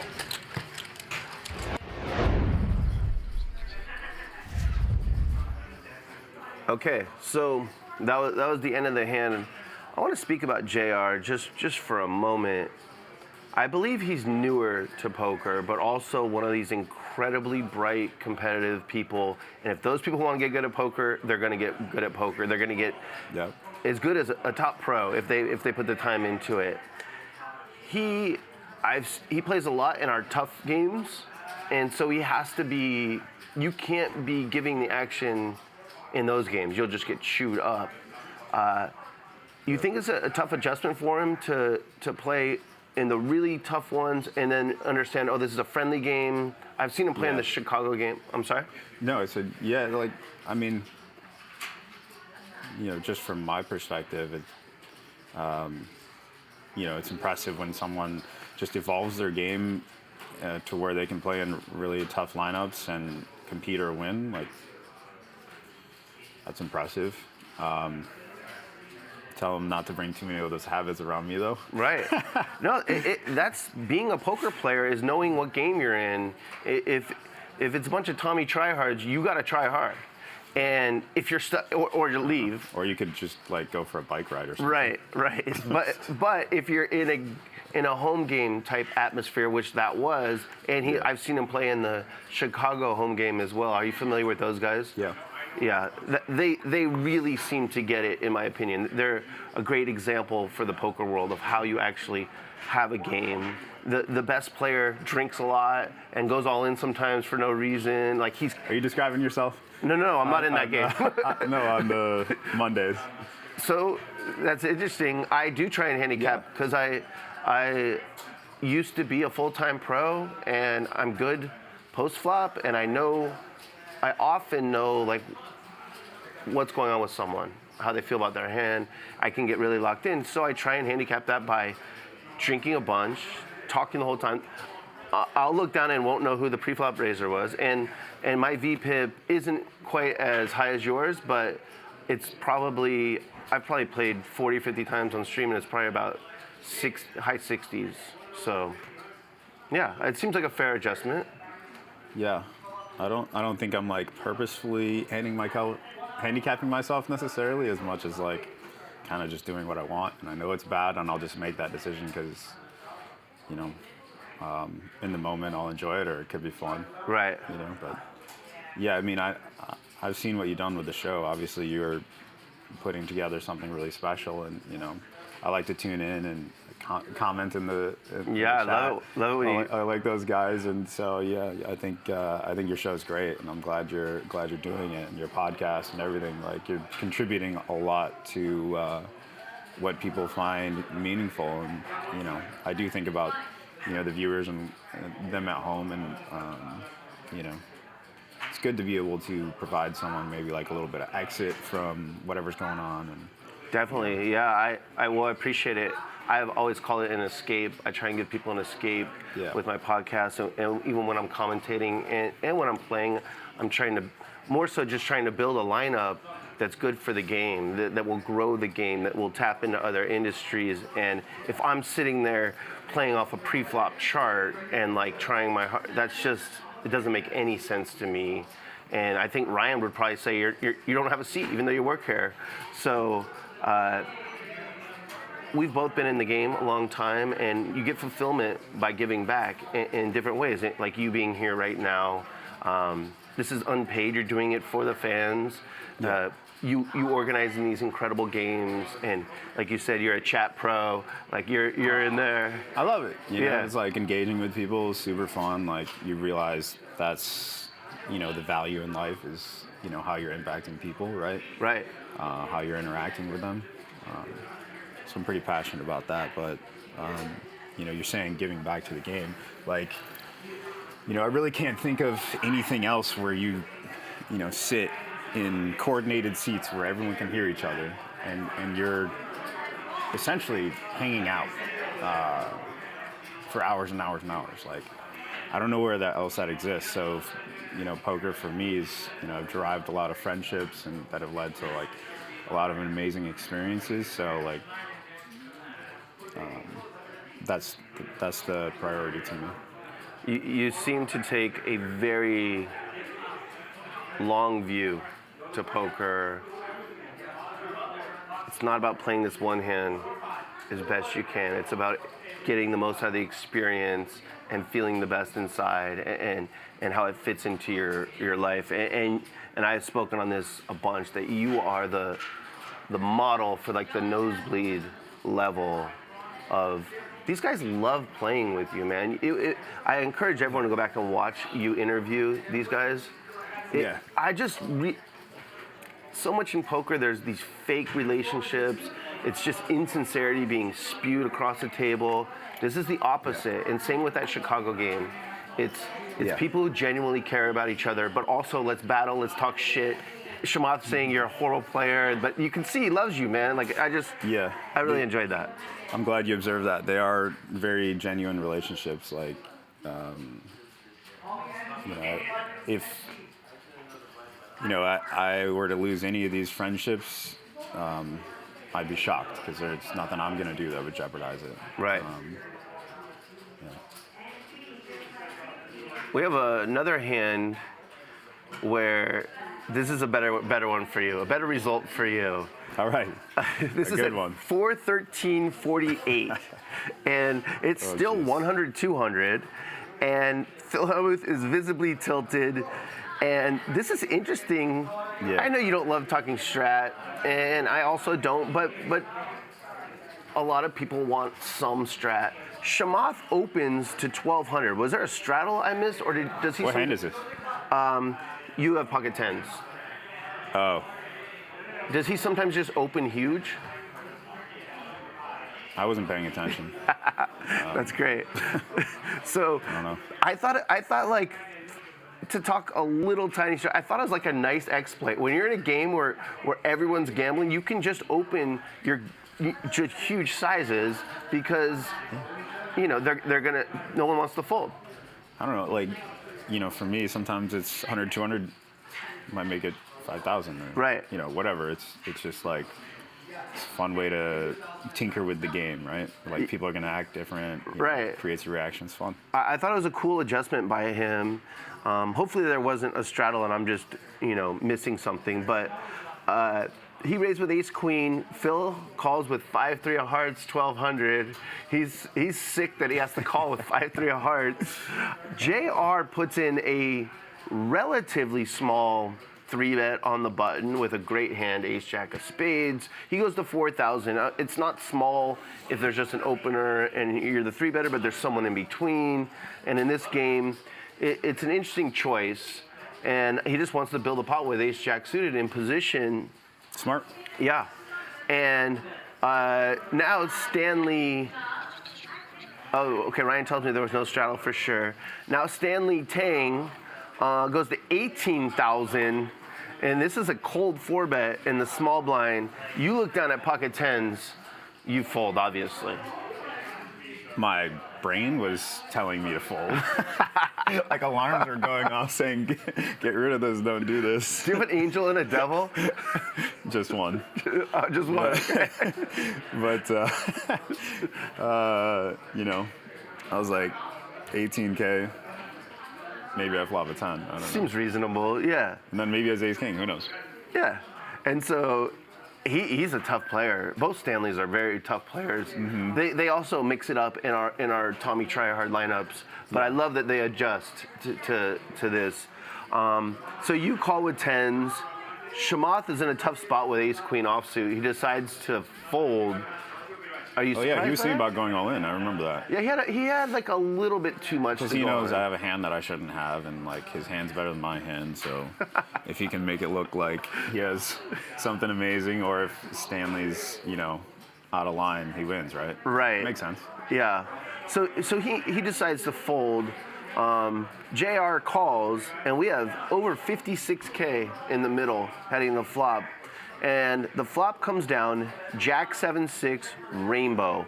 There is a spade out there, so that's top pair, top kicker for JR with a backdoor flush draw.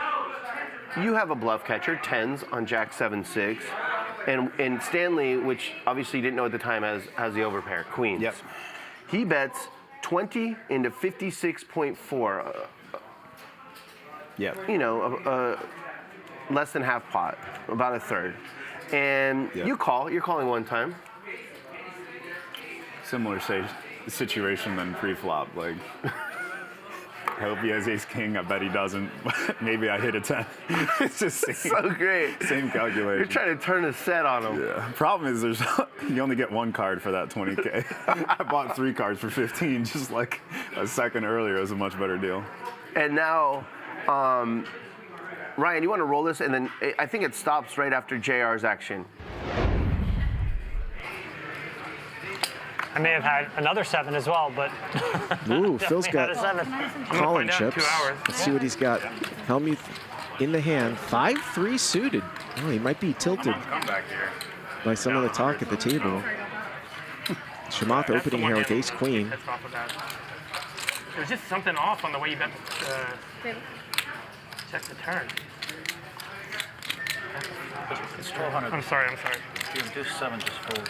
Thanks, Phil. Thanks for the advice on how to play do 7. JR with ace jack suited. It's okay, Phil. You And haven't been here for 3 Stanley hours with because you've been out queens. eating your 4th meal of the last 2 hours. But, come in and give me advice. I appreciate it. And JR has 3-bet it up to 4,000. I'm the slowest. You haven't even been here for hours. And here What comes do a you mean? cold 4-bet to 18,000, and Keating's got tens. How many hands did you play today? So open call 3-bet, 4-bet. Keating with 10-10. He's coming in. If you want to be ridiculous, go ahead, you win. He is coming in. It's all good.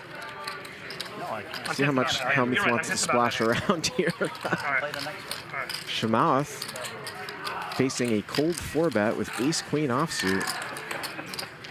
Only started with Something off about the way Hellmuth. a little under 70,000.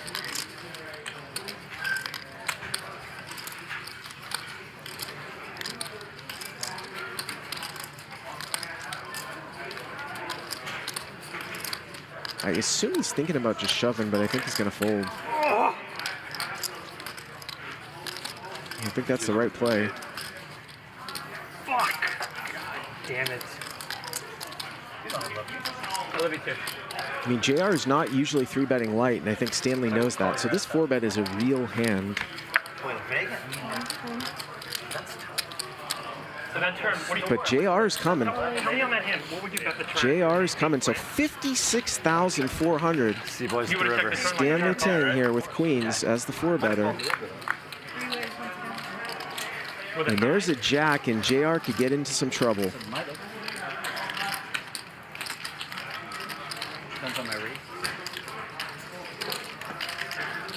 These guys all started over 135,000 effective. I'm not gonna stop thinking about it. 20,000 here from Stanley, and boy, if Keating's in a tough spot, he's gonna call. And JR here, top pair. Whoa! Just mucks ace-jack. Okay, so we ran through it. Hellmuth was so pained that he had to fold that ace-queen. I'm sure Phil Hellmuth wasn't happy about putting in, you know, $1,200 with 5-3 and having to fold, but that's the way it goes. JR folds top pair, top kicker, backdoor, no flush draw. What are your thoughts on that? I mean, looking back at it, he's like way more in tune with what's going on the table than I am, because clearly he's sensing that Stanley's basically got what he's got. So yeah, it's amazing. So I think it's a great read, like he just alluded to, but I think he's just missing the equity element to his hand, that even though you can be behind here, you have equity, you can improve with top pair, top kicker, backdoor, yeah, I mean, no, flush draw. If I'm criticizing JR's play, like, no, I'm not. I recognize the glass house that I'm in, right? No, I'm not trying to do that. You know, it was a fantastic read and great discipline, but I was surprised. I think that the next level for him is understanding. Oh, I got all this equity though. Like, this is a drawing hand somehow. Yeah, I wouldn't fold it, but yeah, whatever. Yeah. He did the right thing. Yeah, well, it did the right thing for you. Because it did go spade. It went spade. So here we go. You're in trouble. There's about 100K in the middle, and we get a pretty sweet turn card. Ryan, why don't you just roll that and then I'll talk about it. With the backdoor spade draw, It was obviously a 10. like it was nothing. Turns a 10. Keating turns a set. JR would have turned the nut flush draw. Is this the last hand we're doing? Or no? We have one more. What an action turn. Stanley with just over a pot-sized bet. Trying to be healthy? I'm inspired a little bit by you. You trying to take care of yourself? Or? You were talking about how your blood changes Yeah. when you eat really healthy. Stanley trying to figure out what to do here. So hard against Keating because you know he's in there with a very wide range. You want to get value from a jack. You want to get value from anything he's calling with 35,000. And he only leaves himself with about 68.5 left. And at this point, you just shove to, you know, avoid any kind of action killing cards. And there it is. There's the all-in. There is the all-in and a little bit of math. I mean, 235.68 to call in a 4-bet pot with an overpair against Alan Keating. Just, man.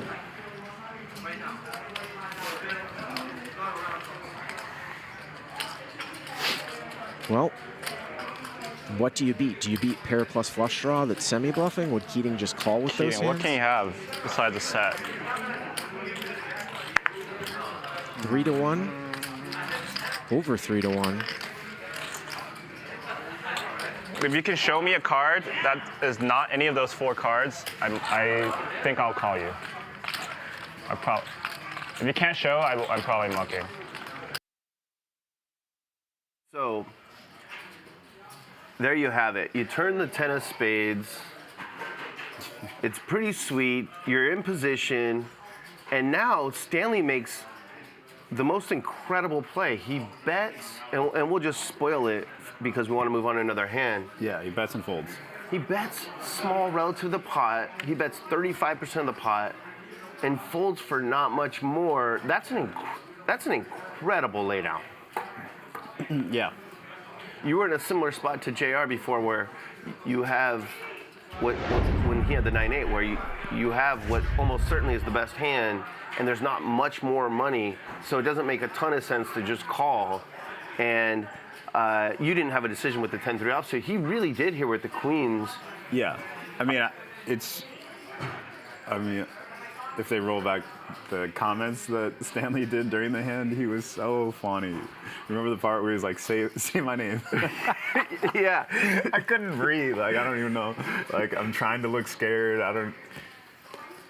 He was telling you to show a card that's not on the board, which would be... It's funny because he's like, his thinking of the hand is that, like, gotta have a set because I called, what am I going to call pre-flop for, what was it, 18K or whatever.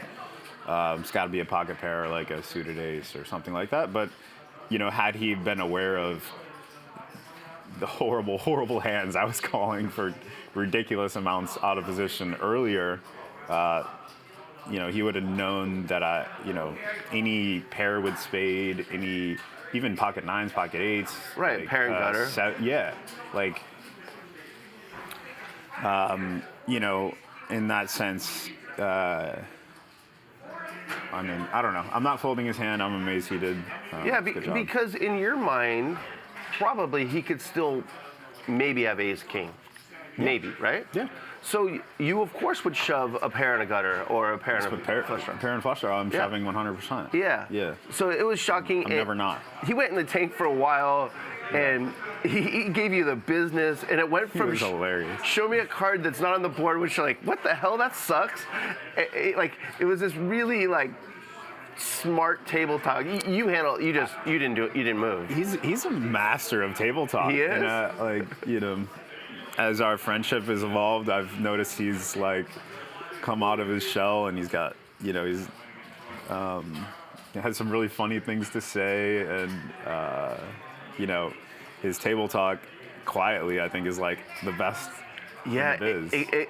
he just wanted you to talk. He wanted to get a read on you. Yeah. Because any other, he wants to make this hero fold, but man, if you're wrong against Alan Keating, if he just has a pair and a flush draw or a pair and a gutter, that's wild. Or an open ender and a flush draw, something like that. Yeah, these guys are doing things that I should be incorporating more. I don't necessarily look for reasons to fold.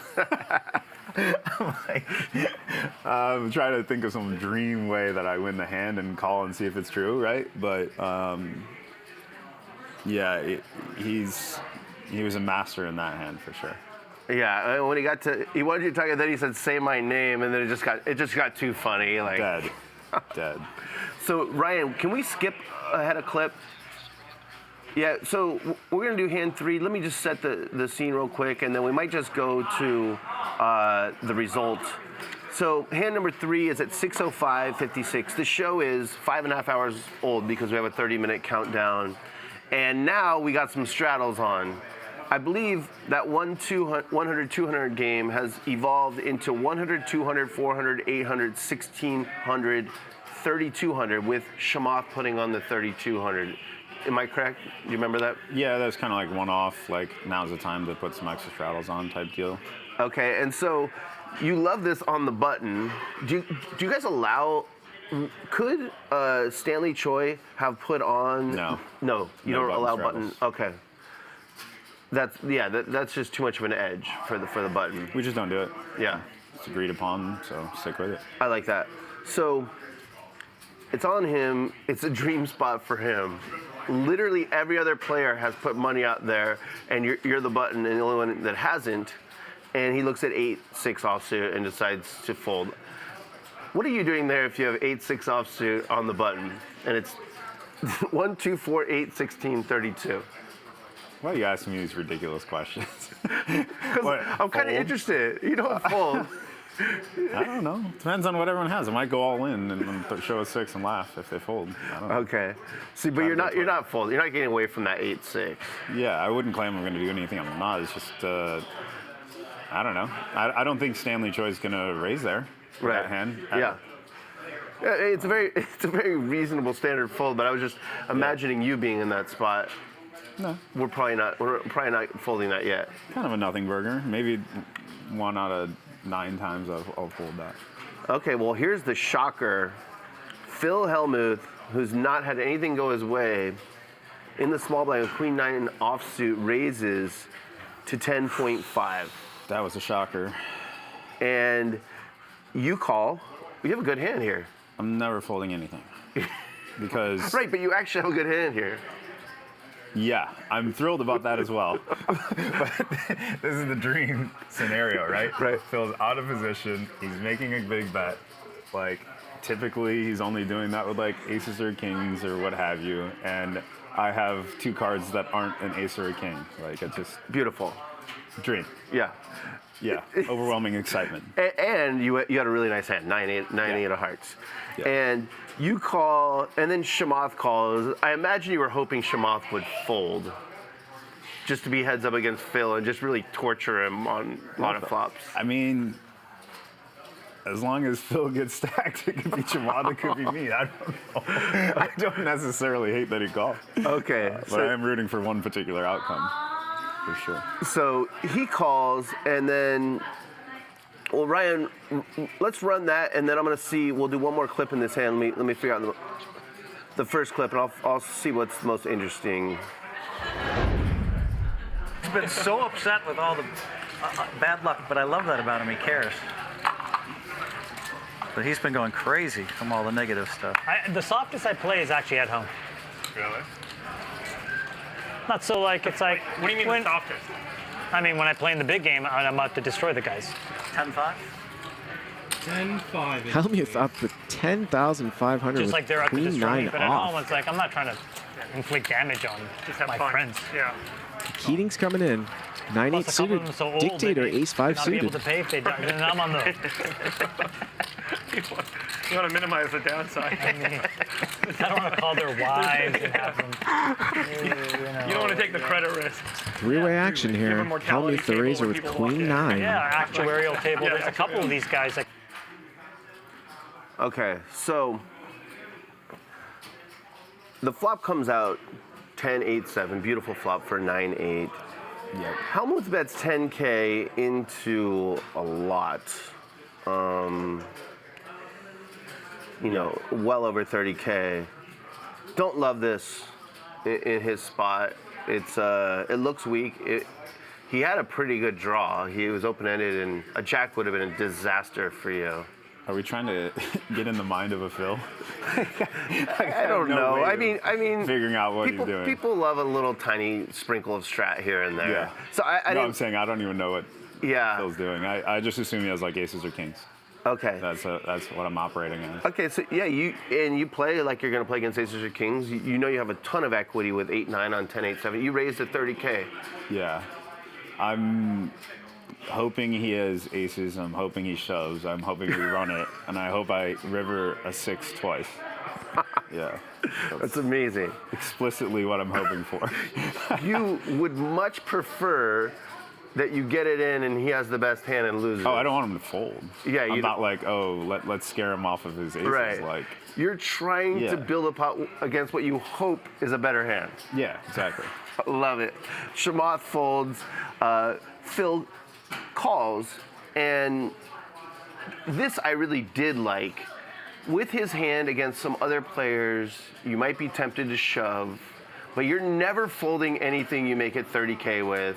Nope. So I really like Never. that he just called there. And you could be tempted. If you raise with Queen 9, it comes 10-8-7, you're open-ended, and you think your Queen might be good too.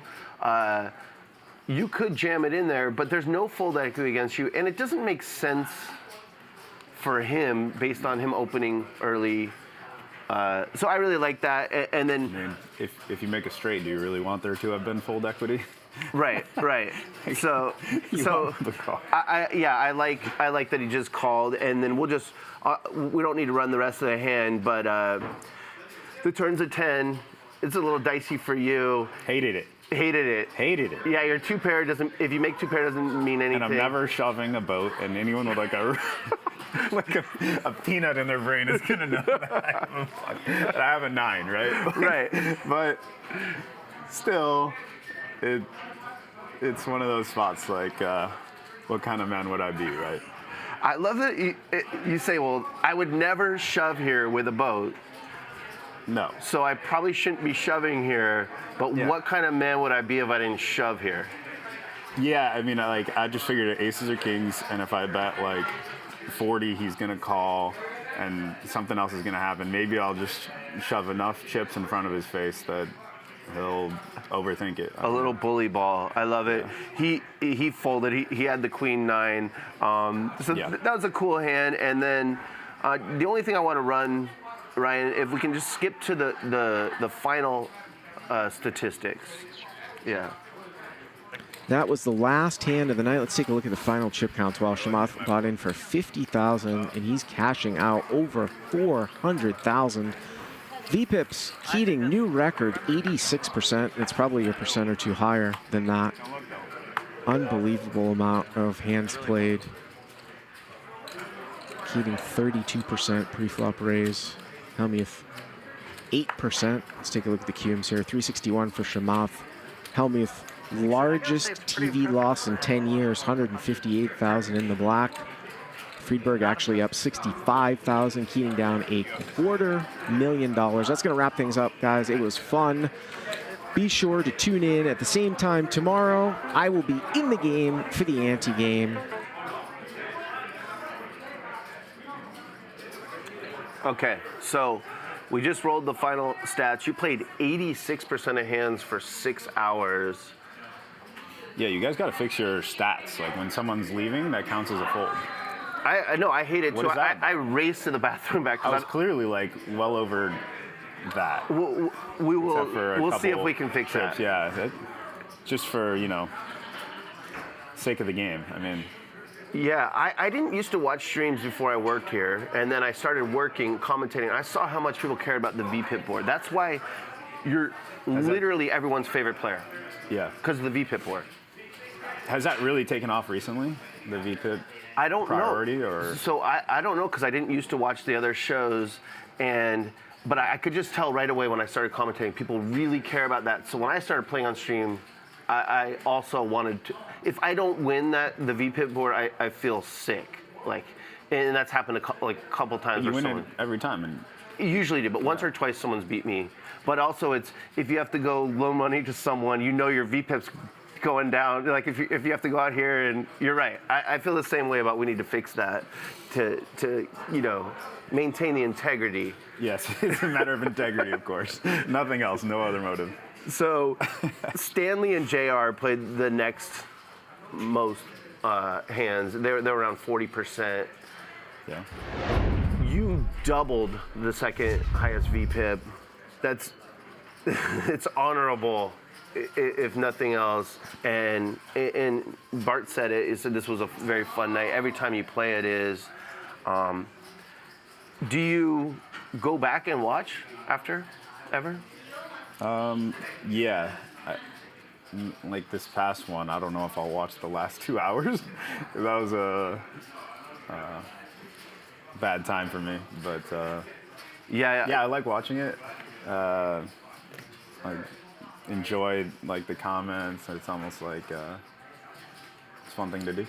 Yeah, and you gave people a little sweat. That was cool. You're not like a underrolled poker player trying to get staked on Stake Kings. You just were trying to give the fans a little sweat. And I heard you were trying to sell it marked down. Yeah. I was a little late on it. I was like an hour. He's late. The Stake Kings fellow said that we've already agreed to this par price. So like if we change it, you know, two people would have different prices. Right. But yeah, I don't know how far down you have to market to be fair. But yeah, I did, you know, I want to put a little bit out there. They said that it sold out pretty quick. So I guess, you know, people that wanted some weren't able to get it. So yeah, you know, if the intention is to, you know, engage with people and get on the same side, like, I think that's really fun. So I'll probably try to be more conscious of whatever people want. Yeah, and you can also set a limit, which I used to do. If you just want people to have a little sweat, you know, it does make watching more enjoyable. If they're rooting for people to fold or you to bink or whatever, you can set a limit like $50 or whatever, and that way a bunch of people have a sweat and it's no big deal whatever happens. I think that's very cool of you to do, even though you didn't win. When can we expect you back, or is that? I don't know. You know, when I come out here, I try to stack it with some, you know, business productivity. So I can't come out here that often because there's been times where, you know, you stay up all night in a fun game, and you know, the next day maybe on a Zoom or a call, like, I'm not as sharp. Maybe it's an East Coast Zoom, and maybe it's a Zoom in India, like, you know, late at night. I'm a bit sensitive about, like, how much, you know, if poker and fun stuff is taking away from the things I'm trying to accomplish. So, answer your question, I don't know. I don't know when I'll be back. Have you heard that we're having a $1 million buy-in game in May? I'm sure Ryan's asked you. You're the key guy, the first guy he's going to try and get. I'm not going to put you on the spot and ask you if you're playing. See, it's just too far away. Like, I don't commit to things that aren't like my first level priorities. Typically more than a week in advance. Okay. Because the things I do, if it means going somewhere for a meeting or being involved in something, like, I'm always going to pick that. Like, so I'm uncomfortable telling someone, hey, you know, I'll be there in 3 months, because I don't know what's going to happen. You know, yeah, you spoke about Phil Hellmuth being a man of his word. He said he was going to buy him for $300, and to his detriment, he did.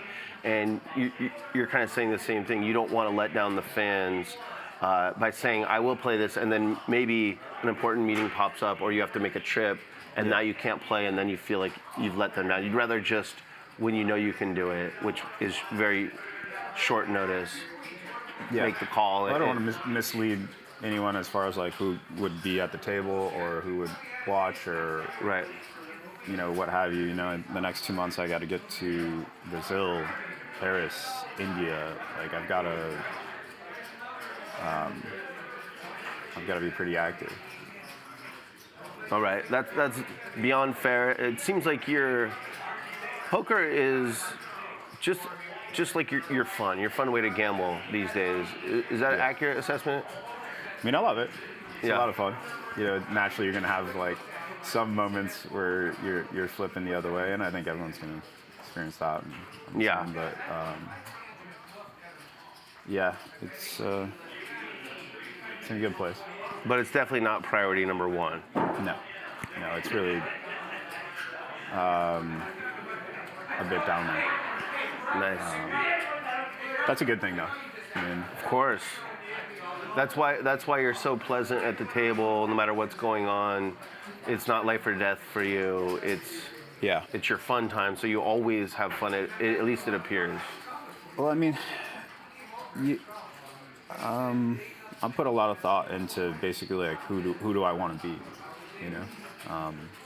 Have you ever been at the table where someone get stacked and they're all angry and they tell the other guy like, you played it wrong, right? Or whatever. Like, when you're doing stuff like that, you're taking away that person's opportunity to feel like the joy and excitement in that moment. And I think that's like baseline disrespectful and like a lower way to go through life. So I just try to emphasize that, whatever is going on for me, I can handle on my own. And I want to be excited for other people when they do well. Well, you've come a long way since the first time I met you is just the understatement, the biggest understatement I've ever made.